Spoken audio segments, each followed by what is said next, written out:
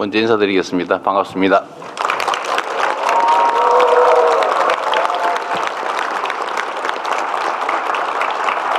그리고 여기 우리 경남지사께서도 오셨는데, 거기 왜 맨 뒷줄에 가 계세요, 근데? 그랬어요? 잠깐 인사 한번 하시죠. 네, 우리 지사님 박수 한번 부탁드립니다. 그리고 우리 국회의원님들도 여러 분 나오신 것 같네요. 네, 제가 5분이 오셨군요. 우리 민홍철 의원님, 앞으로 좀 나오십시오. 그래도 얼굴도 한번 보여드리면 좋지 않겠어요? 민홍철 의원님, 김정우 의원님도 계시고, 김종양 의원님, 네, 허성무 의원님하고 정혜경 의원님. 앞에 와서 좀, 그래도 이게 정치하시는 분들은 뭐 하고 있나 이렇게 보여드려야 되기 때문에, 네, 뭐, 같이.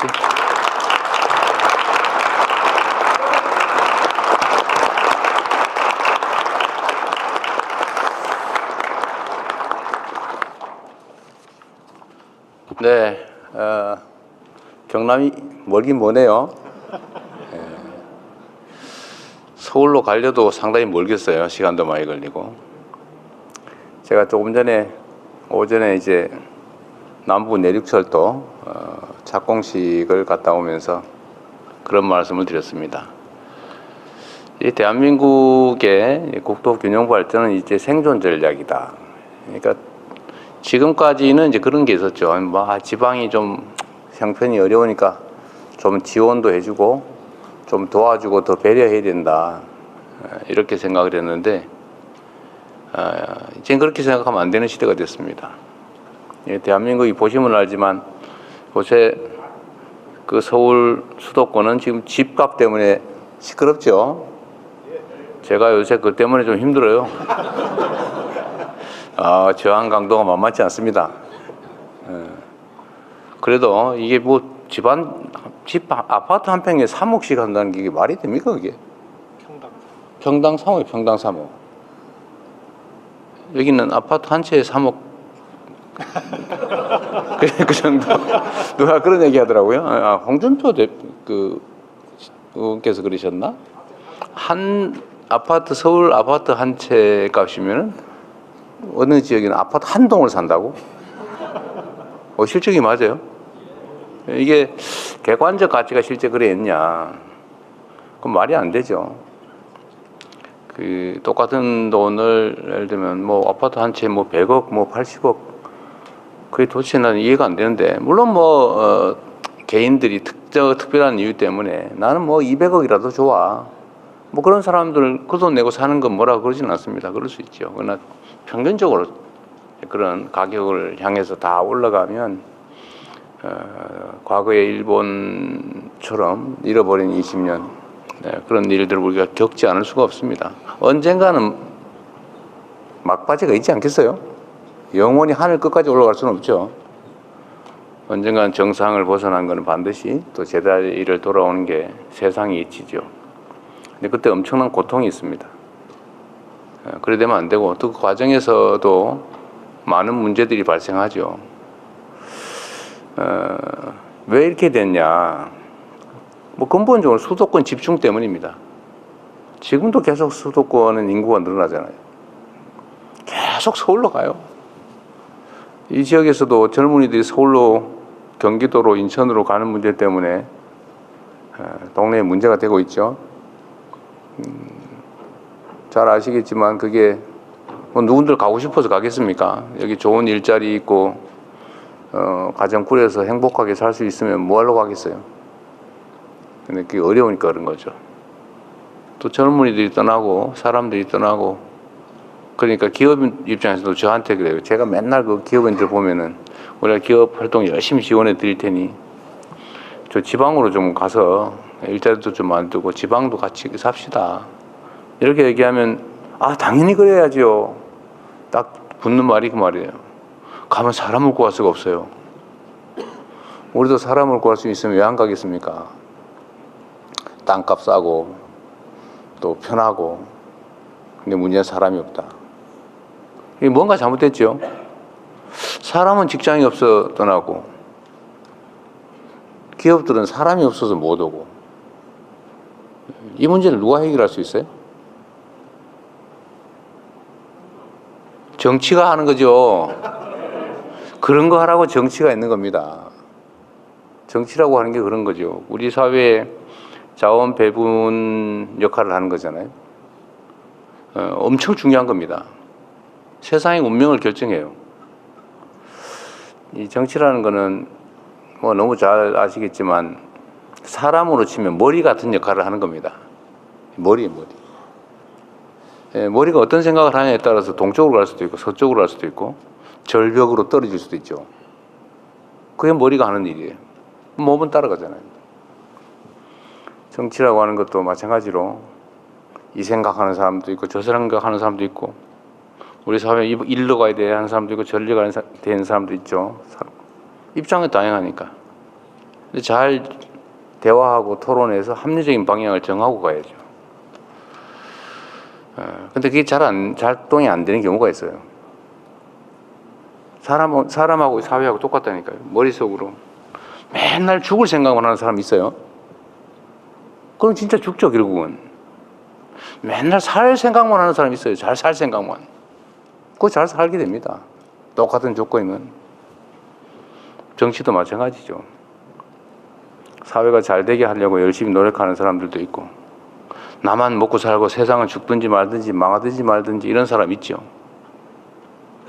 그런 사람들한테 맡기면 세상 망하는 거 아닙니까? 결국 그 사회에 자원을 배분하는 역할을 정치가 하게 되는데 문제는 이 정치는 정치인들이 하는 것처럼 보여도 결국은 누가 한다고요? 국민이 하는 거죠. 아, 저 사람이 잘하는구나. 기회를 한 번 더 줘야지.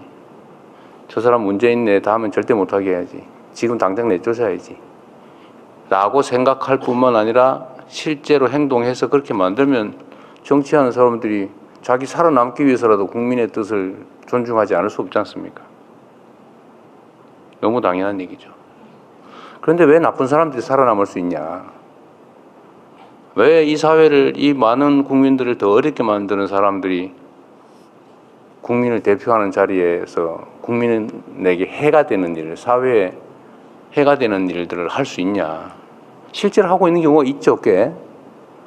요만큼 있다고 봐야 되겠죠? 실제 있습니다. 나는 노란색 좋아해. 부모 죽여도 노란색이 좋아. 내 인생 망쳐도 노란색 좋아. 이러면 이제 그 노란색 구하기 쉽거든요. 뭐 이거 가면 팔잖아요. 더 예쁜 노란색 이런 거 사가지고 난 노란색 확실하지? 이렇게 살아남을 수 있으면 결국은 세상을 해치는 국민의 삶을 해치는 내 인생을 내 자식들의 삶을 망치는 사람들이 나를 대표해서 내가 내는 세금으로 내가 맡긴 권력으로 자기 이속을 챙기게 되는 거 아니겠습니까? 근본적으로 정말로 중요한 문제죠. 그래서 이 불균형 문제, 수도권 집중의 문제도 우리가 무슨 수를 써서라도 반드시 시정해야 됩니다. 나라의 모든 돈이 부동산 투기로 몰려가가지고 생산적 분야에는 돈이 제대로 가지도 않고 그래서 이게 이상하게 되면 사회가 건강하지 못하고 발전하지 못하게 되는 겁니다. 사람도 마찬가지잖아요. 이 손발하고 머리하고 다 이렇게 심장하고 다 건강해야지 골고루 다 피가 가고 영양이 가야지 심장에만 이만큼 몰려있고 머리 이쪽에만 한쪽이 이만큼 몰려있고 손발에는 피가 안 가서 썩고 이러면 살 수가 있겠습니까? 그래서 이 균형 발전이 정말로 중요하고 균형 발전이라고 하는 것은 결국 정치가 해내야 될 일이고 이게 우리 사회가 수십 년 한쪽 방향을 쭉 달려왔기 때문에 또 수도권 집중 전략이 국가 성장에 도움이 됐기 때문에 이때까지는 그게 맞아 라는 생각을 잘 바꾸기 어렵습니다. 거대한 배가 한쪽 방향으로 쭉 가다가 방향을 반대 방향으로 틀려면 엄청난 에너지가 필요하죠. 그래서 국민들의 도움이 관심이 필요합니다. 저는 최선을 다해서 균형 발전 전략을 수립하고 또 시행하려고 해요. 예를 들면 제가 재정 분야에서도 지방에 똑같은 조건이면 더 많은 재정을 투입한다. 예를 들면 아동수당도 지방은 더 많이 주자. 지역화폐도 지방에 더 많이 주자. 저는 이렇게 재정도 좀 많이 하고, 산업 배치나 아니면 기반시설 구축에도 지방에 더 많이 하자, 이제. 그거 쉽지가 않습니다, 그런데. 당장 국회에서 제동이 걸렸어요. 저는 뭐 황당하던데. 지방에 더 많이 아동수당 지급하자가 태클이 걸렸어요. 불공평하다. 이렇게 판이 기울어져 있으면 공평하게 하는 게 어떻게 하는 거예요? 불공평하고 불평등한 데는 상응하는 대책을 세워줘야지. 거기다 형식적으로 똑같이 하면 그 불평등을 그대로 조장하게 되죠. 쉽지가 않다는 겁니다. 그리고 정치 권력도 서울 수도권에 몰려 있죠. 하다못해 국회의원 숫자도 그쪽이 훨씬 많습니다. 지금 오늘 제가 착공식을 한 남부 내륙 철도, 그게 60년 동안 한다고 말만 하고 안 하고 있던 거라 그래요. 그래서 제가 우리 김경수 위원장한테 그거 얼마 듭니까? 그랬더니 7조 원 든다고. 보니까 7조 1천억 든다고 그러더라고요. 그 7조 원이 돈이 없어가지고 60년 동안 한다고 말해놓고 안 하고 있었대. 60년 동안. 진짜 돈이 없었을까? 수도권에서는, 저도 그 수도권에 살고 남부의 시장도 도지사도 하고 그랬지만, GTX라고 아시죠? 많이 들어봤죠? 심도 그 철도, 고속철도. 그거 한 개 노선 까는데 보통 7조 원, 10조 원 듭니다. 근데 그걸 거기는 이렇게 깔고 저렇게 깔고 막 깔고 있잖아요. 물론 인구가 많으니까 그렇게 한다고 말은 하죠. 인구 많으니까 그렇게 기반시설 막 수십 종씩 계속 하고. 그러니까 사람이 더 편하게 더 몰리고. 그러니까 또 더 하고. 그러니까 집이 평당 3억 막 앞으로 5억 할지도 몰라 이러면서 돈 빌려서 아파트 사고. 그게 우리의 현재 실상입니다. 근데 지금처럼 하면 이제는 앞으로는 살아남기가 어렵습니다. 이제는 경제 성장 발전이 지금 1% 뭐 마이너스 0% 이러고 있는데, 이 지속적인 성장 발전을 해내기 위해서는 국가 간 경쟁이 불가피한데, 앞으로는 기업 간 경쟁이 아니라 이게 완전히 정부 차원의 국가 경쟁이 되고 있어요. 국가 대항전으로. 그러려면은 그 국가 대항전에서 이겨내려면 많은 것들을 바꿔야 됩니다. 정치를 바꾸는 것은 우리 국민들께서 하실 것이고, 이제 권한을 가진 범위 내에서는 죽을 힘을 다해서 우리가 옳다고 생각하는 방향을 향해서 가야죠. 국토 균형 발전도 그러하고, 부동산 불로소득 공화국에서 벗어나는 것도 그렇고, 불공정이 판치는 세상에서 공정한 세상을 향해 가는 것도 그러하고, 어쨌든 많은 사람들이 절망하고 있는 상황에서 우리가 모두 새롭게 희망을 가진 세상으로 만들어 가야 되는데, 그러나 여러분 자신 있죠? 네. 대한민국 국민임이 자랑스럽다라고 생각하는 비율이 최근에 확 올라갔다 그러대요. 어제 MBS인가 어디 조사 결과에 의하면 우리 국민들께서 대한민국 국민임이 자랑스럽다라고 생각하는 비율이 80%가 됐다고. 옛날에는 뭐 70% 이런 정도였는데 80%로 올랐대요. 이제 자신감도 조금씩 생기나 봐요. 우리 경남도 힘을 내서 우리 오늘 이런저런 우리가 정부가 하고 있는 얘기들도 듣게 되겠지만, 어쨌든 산업화의 핵심 축이었는데 새롭게 산업 인공지능 전환 MAX 그러니까 중심으로 우리 새롭게 출발하면 좋겠습니다. 그리고 또 한 가지 중요한 게 있는데요. 이게 이제 국가 간 총력 경쟁이 되다 보니까 그 국가적 역량이라고 하는 게 여러 가지 측면에서 이렇게 부딪히게 됩니다. 그 중에 저는 예를 들면 뭐 기술력, 교육 역량 아니면 인적인 뭐 기술 능력, 뭐 교육 수준 뭐 이런 등등도 매우 중요한데, 예를 들면 자본의 총량이라든지 다 중요한데 저는 더 중요한 게 있다고 생각해요. 이제는 그 사회의 민주적 역량이라고 하는 게 저는 국가 간 경쟁의 핵심이 됐다고 생각합니다. 대한민국이 왜 이렇게 역동적이고, 대한민국이 뭘 하더라도 그냥 엄청나게 속도도 빠르고, 그런 게 대체 어디에서 온 걸까? 그 저력은 어디에 있을까? 저도 많은 생각을 해보는데, 대한민국 국민들의 민주적 자질, 역량 때문인 것 같아요. 우리는 불공정한 거 잘 못 견뎌내거든요. 그리고 뭐든지 열심히 하잖아요.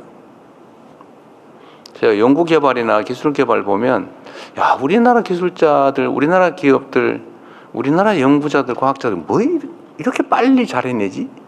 이런 생각이 들 때가 많습니다. 제가 속으로 대단한 국민인데, 저도 자랑스러울 정도로.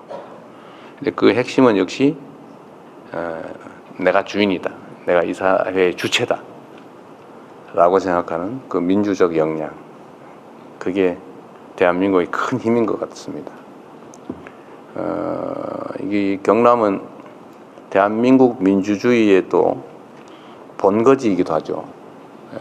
4.19 혁명의 출발지이기도 하고, 또 부모항쟁을 통해서 유신체제, 유신 독재체제를 끝낸 곳이기도 하고, 저는 그 저력이 여전히 이 지역에 남아있다고 생각합니다. 근데 그 힘을 모아서 희망이 있는 새로운 지역으로 함께 나가면 좋겠습니다. 화이팅!